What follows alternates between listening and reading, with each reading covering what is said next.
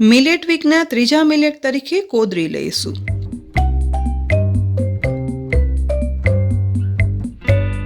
કોદો millet તરીકે ઓળખાતી કોદરી છે ને તે હાઈ બ્લડ પ્રેશર અને વજન ઉતારવું હોય ને તેના માટે આશીર્વાદ સમાન છે.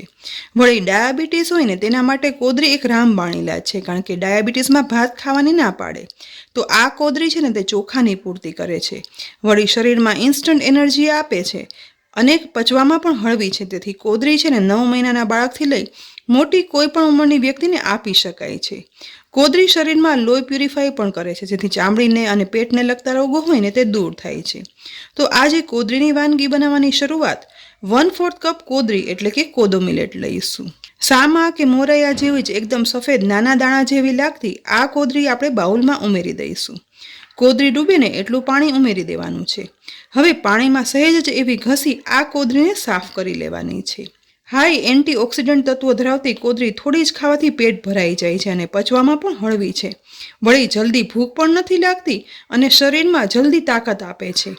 કોદરી પાણીમાં સાફ થઈ જાય ને એટલે ડોળું પાણી છે ને તે કાઢી લેવાનું છે. ફરીથી અડધો ગ્લાસ જેટલું ચોખ્ખું પાણી ઉમેરશું. પણ હા, આ કોદરીને આપણે પલળવા નહીં રાખીએ. બનાવવાની શરૂઆત ગેસની લો ફ્લેમ પર એક પેનમાં પ્રથમ 1 ગ્લાસ પાણી ઉમેરશું. સાથે જ અડધો ગ્લાસ પાણી ઉમેરી અને તેમાં રાખેલી કોદરી પણ ઉમેરશું. ઉપરથી વધારે અડધો ગ્લાસ પાણી કોદરીના બાઉલમાં ઉમેરી તે પણ સાથે ઉમેરી દેવાનું છે. તો ટોટલ 1/4 કોદરી સામે આપણે 2 ગ્લાસ જેટલું પાણી વાપર્યું છે, જે 200 ml જેટલું છે. હવે સાથે અડધી ટીસ્પૂન મીઠું ઉમેરી દઈશું.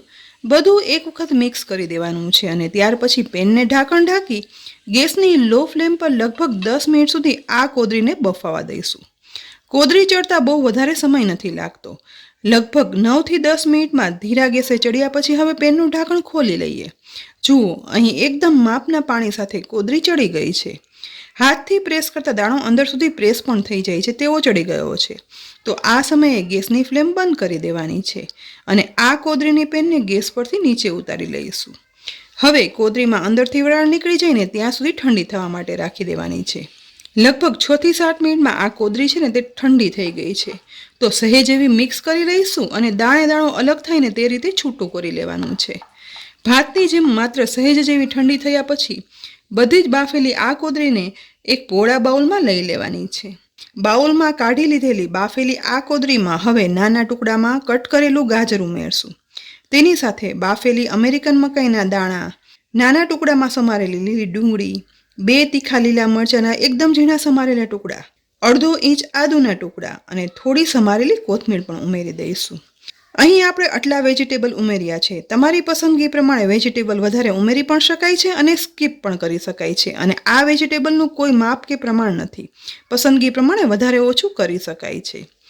હવે સાથે 1 કપ ક્રીમવાળું બહુ વધારે ખાટું પણ નહીં અને સાવ મોળું પણ નહીં તેવું દહીં છે ને તે વેજીટેબલ અને કોદરીમાં ઉમેરી દઈશું. દહીં ઉમેરાઈ જાય ને એટલે માત્ર વેજીટેબલ અને દહીં પૂરતું જ મીઠું ઉમેરવાનું છે, કારણ કે કોદરી બફાવા સમયે આપણે મીઠું ઉમેરી દીધું હતું. હવે બધું ચમચા વડે એકબીજામાં મિક્સ કરશું, જેથી દહીંની સાથે કોદરી, વેજીટેબલ બધું ભળી જાય. કોદરીમાંથી મોસ્ટલી આપણે કોદરી પુલાવ, ખીચડી કે પછી ખીર બનાવતા હોઈએ છીએ, અથવા તો કોદરીના ઢોકળા પણ બને છે. તમે કોદરીમાંથી કઈ સ્વાદિષ્ટ વાનગી બનાવો છો ને તે કોમેન્ટ બોક્સમાં લખી અને જરૂર કહેજો.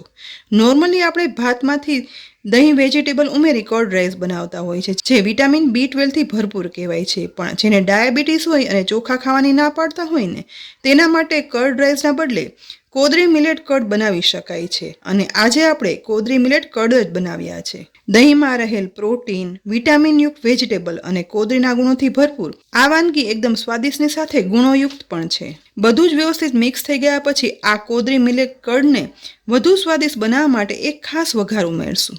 તો આ વઘાર માટે ગેસની લો ફ્લેમ પર એક પેનમાં 1 ટેબલસ્પૂન શુદ્ધ ઘી ગરમ કરવા માટે ઉમેરશું. ગરમ થતા ઘીમાં અડધી ટીસ્પૂન જીરું, અડધી ટીસ્પૂન અડદની દાળ, 1 ટીસ્પૂન ચણાની દાળ સાથે મીઠા લીમડાના પાનના ટુકડા ઉમેરશું.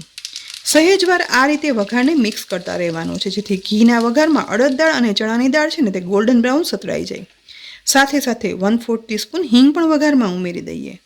વધારે સહેજ એવો વઘારને આ રીતે ચલાવતા જઈ માત્ર 1 મિનિટમાં જ બંને દાળ લાઇટ ગોલ્ડન બ્રાઉન કલરની થઈ ગઈ છે અને વઘારમાં સતરાવાની સુગંધ પણ આવવાની શરૂઆત થઈ ગઈ છે. તો ગેસની ફ્લેમ બંધ કરી દઈએ. આ ગરમ ઘીનો વઘાર છે ને તે હવે બનાવેલા કોદરી મિલેટ કર્ડમાં ઉમેરી દેવાનો છે. ઘીમાં અડદ દાળ, ચણાની દાળ અને મીઠા લીમડા સાથે જીરુંનો આ સુગંધી વઘાર એકદમ હેલ્ધી તો છે જ. સાથે સાથે આ વઘાર છે બનેલા કોદરી મિલેટ કર્ડમાં ઉમેરવાથી તે આ વાનગીને એકદમ સ્વાદિષ્ટ બનાવી નાખે છે. અને સોફ્ટ કોદરી, દહીંની ક્રીમીનેસ સાથે વઘારમાં થોડી શેકાયેલી અડદ દાળ, ચણા દાળ અને વેજીટેબલના કારણે થોડી એવી ક્રન્ચીનેસ પણ આવે છે, જેથી સ્વાદમાં એકદમ ચડિયાતા આ વન પોટ મીલ બપોરે કે પછી રાત્રે જમવામાં ખાશો ને તો પેટ પણ ભરાઈ જશે અને સાથે સાથે સ્વાદની સાથે સ્વાસ્થ્ય પણ જળવાશે. ફ્રેન્ડ્સ, આજે મિલેટ સિરીઝમાં કોદરીના ઉપયોગથી આ ત્રીજી રેસીપી આપણે બનાવી. આ રેસીપી એકવાર જરૂરથી ટ્રાય કરજો. ફક્ત ડાયાબિટીસ કે વજન ઉતારવા માટે નહીં, પરંતુ આપણે હેલ્ધી વ્યક્તિ માટે પણ કોદરીની આ રેસીપી એટલી જ હેલ્પફુલ છે. તો આ રેસીપી કેવી લાગીને તે કોમેન્ટ બોક્સમાં લખી અને જરૂરથી કહેજો. રેસીપી ગમી હોય ને તો લાઈક કરી અને શેર કરજો. સાથે જ અમારી યુટ્યુબ ચેનલ સબસ્ક્રાઈબ કરી લેજો અને અમારા ફેસબુક પેજને લાઈક કરી અને ફોલો કરજો. આવતીકાલે નવા મિલેટ સાથે અને નવી રેસીપી સાથે ફરીથી મળશું. ત્યાં સુધી આવજો.